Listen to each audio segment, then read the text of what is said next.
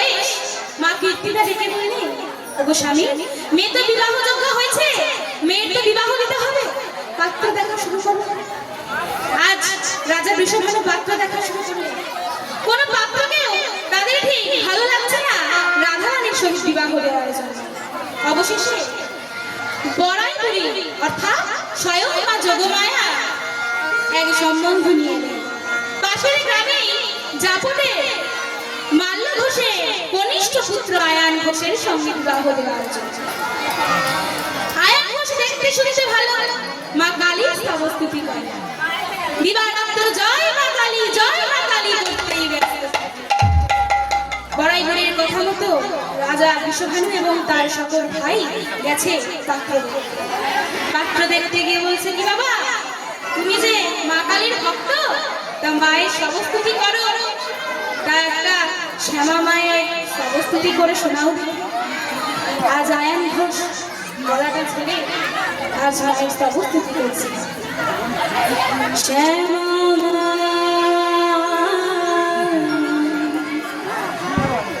মা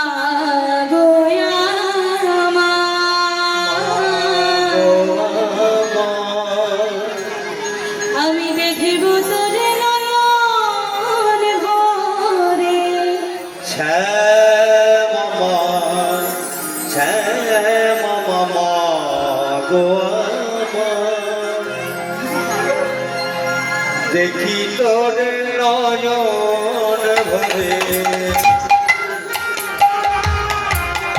মা গো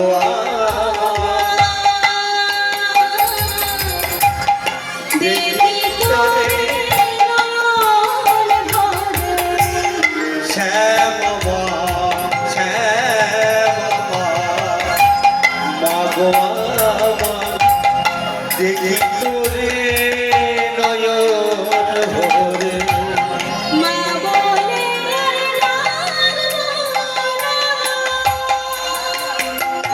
ও গো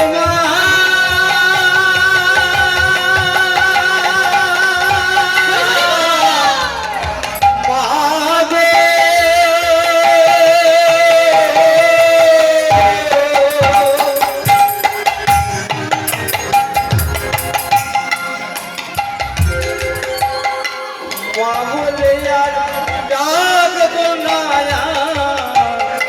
যদি আমায় না নিজ চলে, মা বলে আর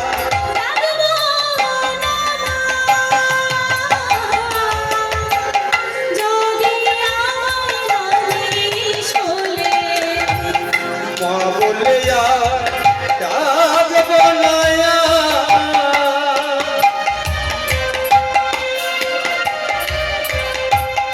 যদি আমার চলে।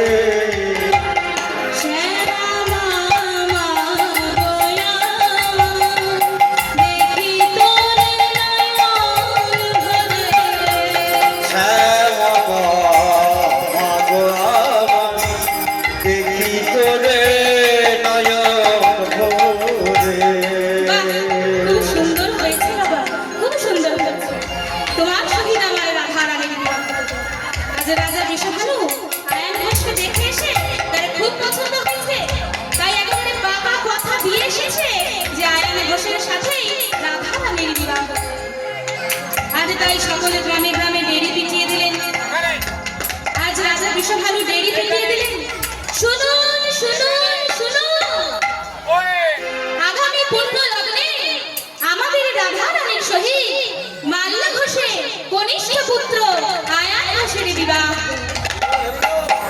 আপনাদের সকলের নিমন্ত্রণ। আমার সবাই আসবেন তো? সবাই আসবেন তো না? সবাই মিলে জন্য আসবে, দেখতে না খেতে কোনটা? দুটোই করবেন, এসে দেখবেন, খাবেন, আর কি করবেন? খাওয়া দাওয়া ভালো তো না? সেলফি তুলবে, সেলফি। সেলফি নেবে। এখানে বসে বসে কিছু কিছু সেলফি হচ্ছিল, এখন বিবাহ বাসরে উপস্থিত হয়েছে না, সেলফি না নিলে হয়? দু বাহু তুলে কিন্তু একটু আশীর্বাদ করতে হবে, কেমন?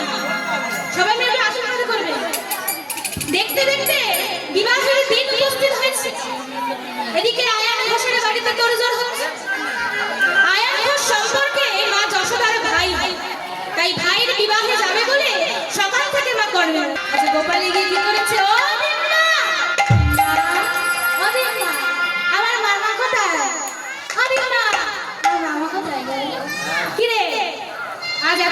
মামার খোঁজে করলি না? আজ হঠাৎ তোর মামার খোঁজ হয়েছে কেন? কি হয়েছে তুমি বলো। আমার মায়ের সঙ্গে একটু কথা রয়েছে। আচ্ছা ওই তো দেখ ওখানে গায়ে হলুদ হবে, ওইখানে তোর মামা আছে, ওখানে চলে যাও। ছুটে ছুটে গেছে নাচতে নাচতে। ও মামা, মামা শোনো শোনো, একটা কথা রয়েছে। আচ্ছা বেশ, তুই একটু আমার পাশে বস, আমি গায়ে হলুদটা করে নিই, তারপরে তোর সব কথা শুনবো। না না না, এখনই শুনতে হবে। আচ্ছা বেশ, তোমরা গায়ে হলুদ দাও গো। তুই আমার পাশে বসে বসে, আচ্ছা গোপালের পাশে বসেছি। স্বয়ং বড়াই ঘুরে এসেছে করতে গায়ে হলুদ দিতে। আচ্ছা গায়ে হলুদটা যেই না দিতে যাবে, গোপাল আমার কি করেছে, পাশ থেকে উঠে যেই না গেছে, আজ আয়নের বদলে গোপালের গায়ে হলুদ হয়ে গেছে। ছি ছি ছি ছি ছি ছি, এ কি কাণ্ড গো! আগো দিদি, ছি ছি। দেখছো কি হয়েছে? আরে মামার বিয়ে ছিল গো, ভাগ্নের গায়ে হলুদ হয়ে গেছে। ছি ছি ছি, এ কি মানা যায়?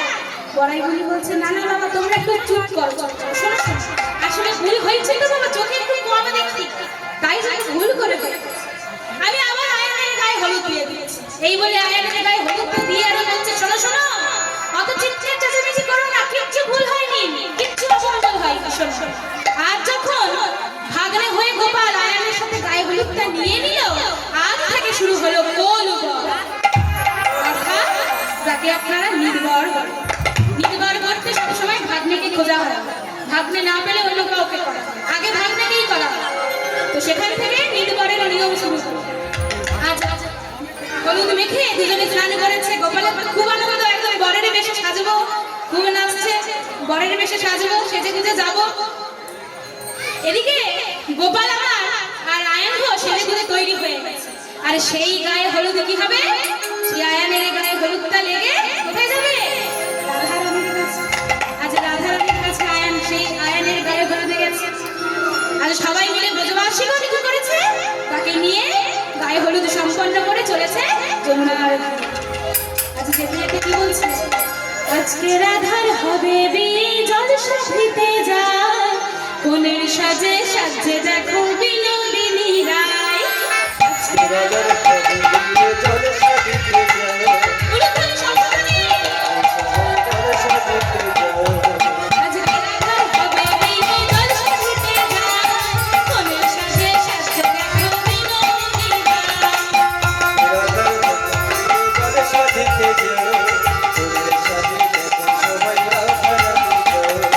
উলুধ্বনি শঙ্খধ্বনি ওই তো শোনা যায়, কোনের সাজে সাজে দেখো বিনোদিনী রায়।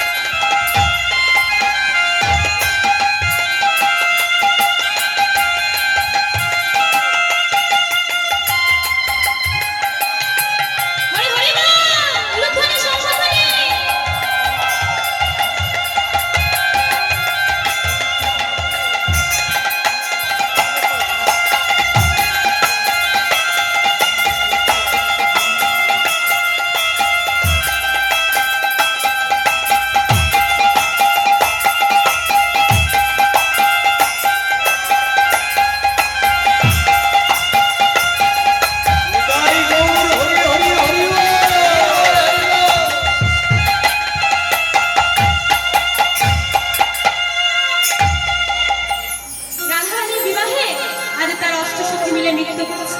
ওরে রাই, তোকে আজ সাজানোর পর রূপখানা যা লাগছে দেখতে, তোর বর দেখিস আজ নয়ন সরাতে পারবে না।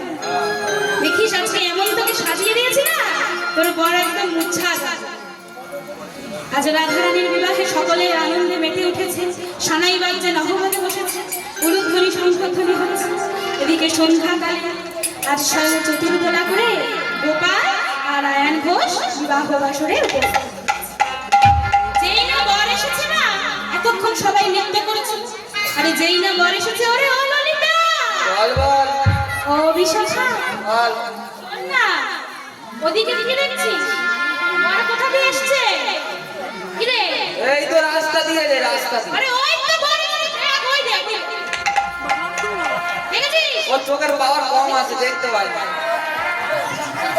বর দেখেছেন?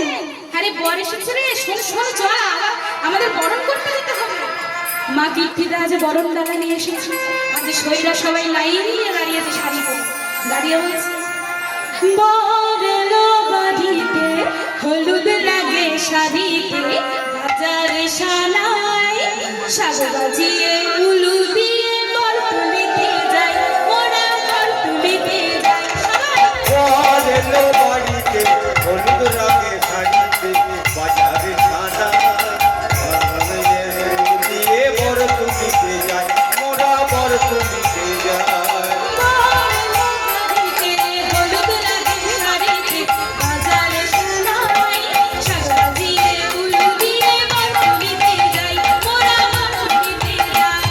বর এলো বাড়িতে, হলুদ লাগে শাড়িতে, বাজারে সানাই ভাগ বাজিয়ে উলু দিয়ে বর তুলিতে যায়, মোরা বর তুলিতে যায়।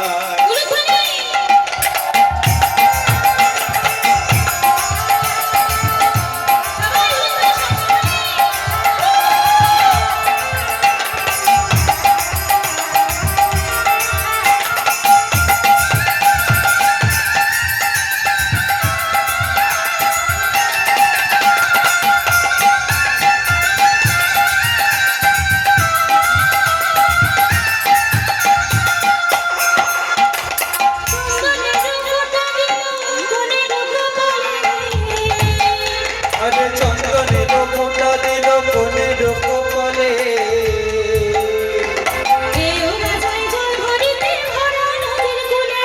চন্দনেরই ফোঁটা দিল কোনের কপালে, মেরা তাই বন্ধুরিকে ঘরে বলিতে চলে।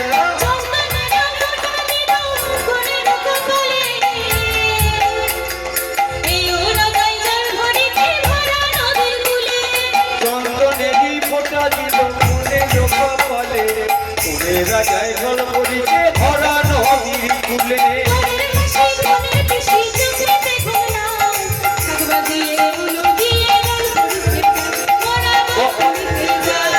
বরের মাঝি মনে মিখে নাই, বাবা দিয়ে হুলু দিয়ে বর তুলিতে যায়, মোরা বর বর এলো বাড়িতে, হলুদ লাগে শাড়ি, বাজারে সানাই ভাগ বাজিয়ে হুলু দিয়ে বর তুলিতে যায়, মোরা বর তুলিতে যায়।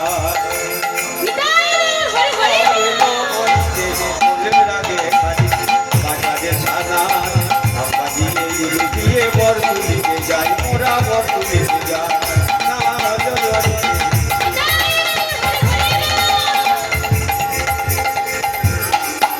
মোরা বর তুলিতে যাই।